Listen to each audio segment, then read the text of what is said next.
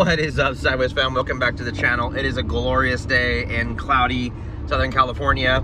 I'm heading to the shop right now to meet Tony, our buddy with the new Mark 4 Super coming into the shop. So let's hurry up and get there and jump right into it, see what he's bringing us. Alrighty guys, so we got a 2JZ GTE VVTi. Customer brought all his parts. Got the Mark 4 right here. Looks like it's kind of like a Baltic blue, I don't know, maybe even a Royal Sapphire Pearl kind of mix to it, but it's got a different flake on it, so maybe not OEM paint. He's got twin turbo wheels. I believe the car is NA Auto, but all in all, pretty car. It's a 97, so that's going to be really, really nice. And I believe, yep, there's that 97 sticker on the inside of the car right there for the special edition year. It's like it's got the tan interior, probably got the tan carpet too. Brakes were making a little bit of noise when he pulled up. Exhaust is unmarked, but 3-inch, but US car. So let's go ahead and get everything unloaded, see what he's got. Alrighty guys, so we have the car inside. Nice dirty NA Auto. I guess we're going to be keeping the block from this and tearing that all down later for him to go ahead and build his new motor after he gets over running this one. We're gonna go ahead and start opening everything. Looks like he's got a precision turbo. All his Powerhouse Racing parts are in the boxes. He has ATI dampener. We'll probably change to fluid dampener. Has a set of BC264 cams. His whole Grandis Racing kit's all in here. We're gonna be going through that. His McLeod twin plate is in there. He's got his full drive shaft here.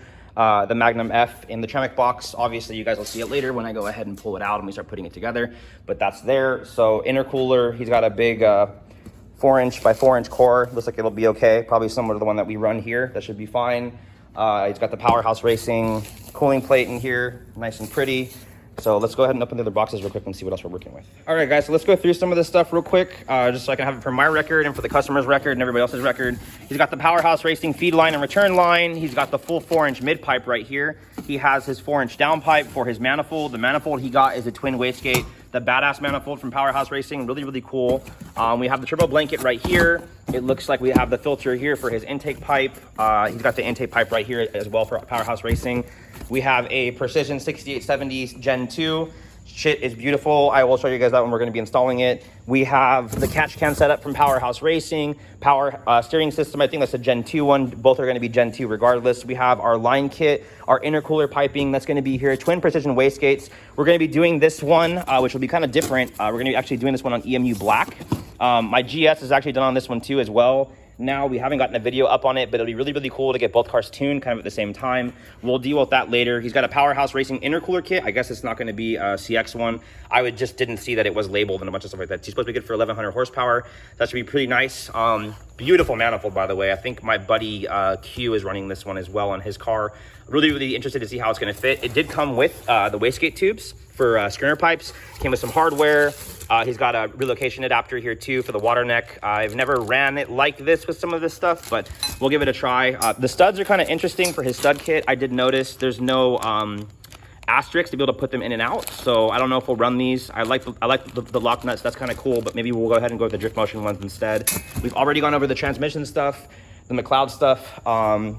Little bit here. He's got the OEM shifter boot right here. He's got the transmission adapter stuff, the 5-speed clutch pedal.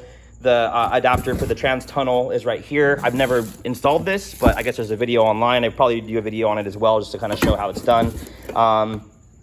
Yeah, so a lot of really, really cool stuff. We'll have to make a few changes to a few things just to make it all get done. I know he's missing his sensors for his computer. Gonna have some things we're gonna need to order. But all in all, really, really beautiful car. I'm pretty excited to build this thing. It's gonna be interesting to see how the bay cleans up. The bay almost looks like it's a black color, so I wonder if the car was an original blue or it was actually a black car. I don't know. Even the interior stuff kind of interesting too, that we have the tan interior for 97. Usually it's always black. And then taillights as well. He's got the 97 taillights in it and everything too. But anyways, we'll have to see what we're going to do about the exhaust. Hopefully he has a big enough tire. Let's see what he's got in the back. 295s. Maybe he'll be okay for the power he's doing. They're on Azinas, so that's better than nothing. And I guess we're going to be doing something similar to Nick's car with the battery. It's a Targa top chassis, so we're going to try to keep everything in the back done proper. He may go ahead and go with the intake manifold like all the rest of the cars that we do, like Eddie's car over here and Brian's car and all the other supers that we have in here. And then in that case, obviously, we're going to be moving the battery to the trunk regardless. On BC coils, already got the twin turbo brake upgrades like we said already. And then we'll be getting into the motor later. I'll go ahead and pull the motor apart, get it on the stand. We'll check the internals, see how bad it is. You know, I'll check the bottom end, make sure there's nothing crazy going on in there, no metal in the pan. See how sludgy it is, everything else too. We're going to probably go with like a black color scheme. It's looking like everything's kind of black. Alrighty guys, so the blue Supra is on the rack. I'm gonna go ahead and start lifting it, getting everything out. We're gonna get the 2JZ GE out of here. We have our parts kind of over here out of the way, got the motor over here. I'll probably pull the trans on this today. For some reason, I thought the turbos were already pulled off. Probably maybe even get those off today too. The intake manifold off, start stripping this motor down. We'll see what I have time for. I only got a few hours before I gotta get some other stuff done today, but it should be a pretty productive day. Take some videos and pictures of the motor out of the car and what we're gonna be doing. So let's go ahead and get going, just get her done. Well, there she goes, motor's out. Got all this mess everywhere right now. So both automatic transmissions are off, full intake manifold's off. I thought the turbos were off for some reason, so I guess they're not. I'm gonna go ahead and have to remove those. That's gonna be fun. Everything's nice and rusted, and I cannot find the WD-40 for the life of me. So still gotta pull the clutch fan off, pull the pan off, pull the engine mount brackets off, get it on an engine stand. We gotta clean everything up. We gotta get the pan onto that motor so that we can start getting everything together and start getting all the parts that are in the boxes everywhere else on the motor. So it's gonna be still a couple more days. Today's kind of only a few hours I was able to put in, but I'm gonna go ahead and remove all the fuel lines, remove the whole cap back, probably the OEM drive shaft that's still in there for the auto, and we'll go ahead and remove the ABS and everything as well. I got the Powerhouse Racing ABS Elite kit coming in. We need the high pressure power steering line, convert the power steering from NA to GTE, and a bunch of other stuff. So let me go ahead and I'm gonna cut this video out right now. I'm gonna go ahead and go home. Tomorrow I'll come back, hopefully have some lubrication for all those rusty bolts, get all those off, and we'll get on to the next day. Alrighty guys, well, turbos are off. That was a pain in the ass. I'm gonna go ahead and show you where we're at right now. I'm gonna test fit his manifold to see pretty much how the fitment is, if we need to change hardware, what we're gonna be working with. But give me a few minutes, we'll go ahead and do it right now. GTE, I had to actually cut some of the bolts off to get this thing off. It was freaking actually kind of a pain in the ass. I even let the bolts actually like soak yesterday. So all in all, we're good. Motor looks pretty healthy, pretty decent actually. So we still need to go ahead and do the bypass. We need to go ahead and cut the water neck off here and here. Weld the ports shut. You need to still put the temperature sensor in the water neck there as well. Probably paint that so it looks pretty decent. I believe we're gonna be painting the valve covers. Got to get this pan off. I got to go pick up an engine stand today, I think, because I don't have any more. We have too many motors here on the floor. So let me go ahead and grab that exhaust manifold so we can see what we're working with. And hopefully the fitment's as good as we think. It is a Powerhouse Racing one. I think I've been told it's supposed to be pretty good. He has some hardware. I'm going to kind of check it out. Maybe we'll be pulling all these out, putting some new stuff in. Not sure, but give me a few seconds and we'll go ahead and start getting going on it. So I just went ahead and screwed just one bolt in just to see how this fits. You can see right here, you got the PHR manifold. Actually pretty good. You can actually get to all the nuts, all the bolts. The fitment's not too tight. The turbo sits actually a lot farther forward than what I'm used to, which is pretty cool. It should actually make the intercooler piping probably pretty decent. It looks like, I believe they gave us some kind of clocking kit for the water neck. So without getting the turbo on, I won't be able to tell, you know, what's gonna have to happen here. As far as like fitment, we are kind of close. But I don't really see this as being a problem as long as you were to use like a silicone hose. I'll probably just drop the lower thermostat housing regardless just to see. I like how they also engraved the manifold here. Really, really nice. The gates seem to fit good. He has a downpipe set, a bunch of really, really cool stuff that should fit really, really well. So never used this before, but maybe after this one, if we see what the peak power is and how it all lays out, maybe this will be a manifold that we use all the time.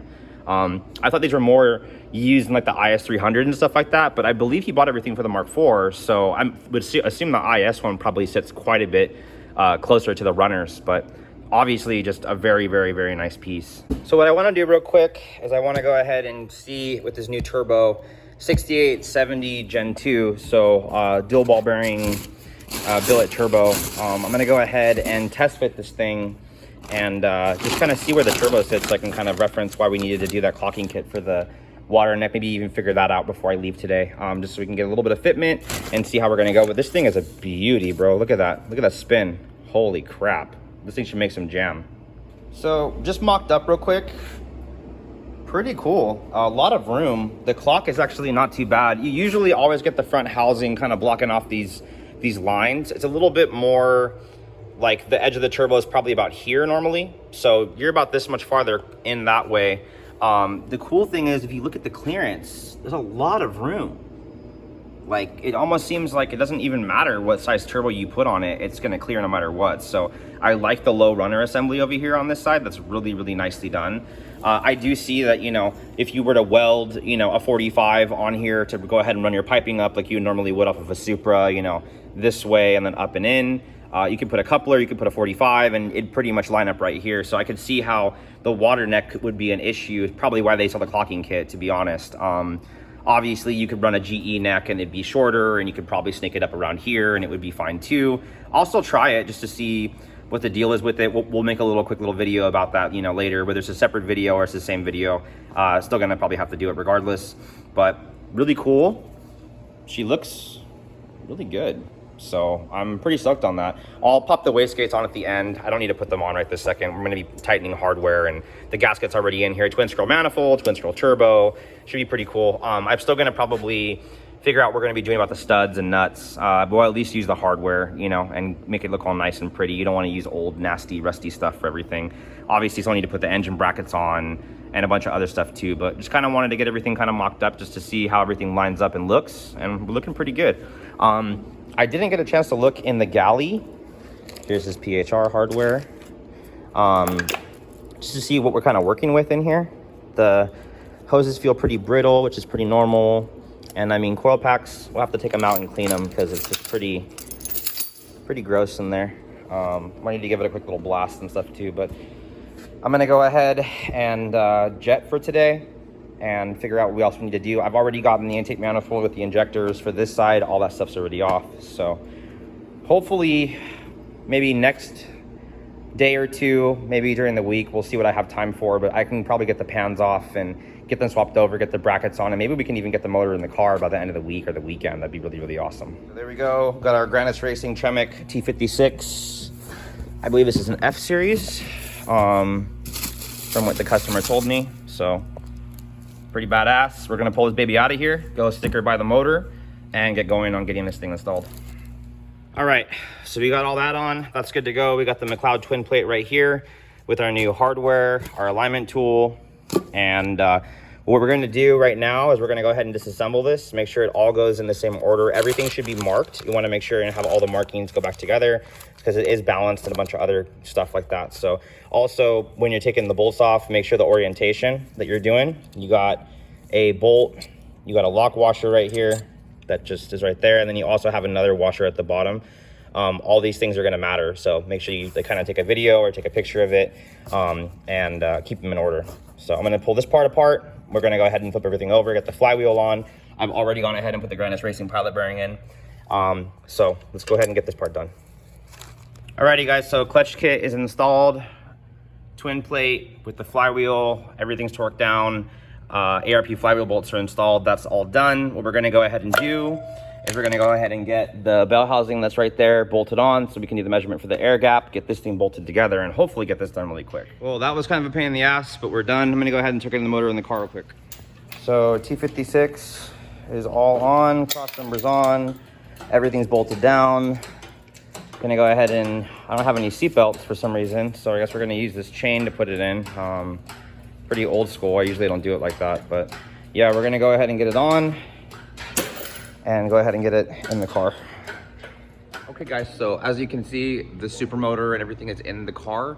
I'm gonna go ahead and probably end the video right now because I'm gonna go and start doing the cams, pulling the front of the motor down. It's a lot harder to do it on an engine stand by yourself. Super stoked that we got it together. I'll show a little bit of the room of like fitment and stuff in the next video, kind of show you guys what we're working on and how we're gonna do it. But the next video, I'm gonna be doing the cams, I'm gonna be doing the intercooler piping, I'm gonna be mining his intercooler, we'll be getting the fuel system, the harness, and everything basically prepped before dyno. It's usually always a 3 or 4 part video.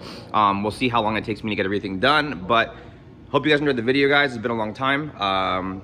Any questions, any ideas, anything you guys want to talk about, go ahead and message me. Till next time, guys, peace.